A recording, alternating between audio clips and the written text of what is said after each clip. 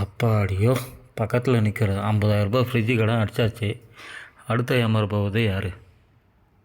கரெக்டாக சொல்லிட்டீங்களா? இதுதான் சின்ன மீனை போட்டு பெரிய மீன் எடுக்கிறது. இப்போ காட்டிட்டாப்புலையே 50,000 ஃப்ரிட்ஜு கடன் அலைஞ்சிச்சு.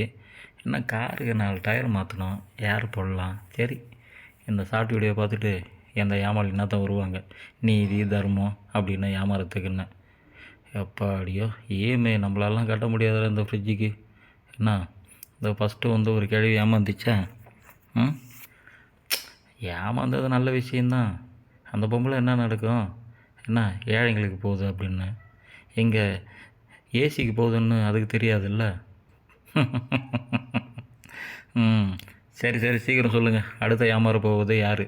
எது அடுத்த ஏமாற போவது யார்? காருக்கு 4 டயர் மாட்டணும். கரெக்டாக வாங்க.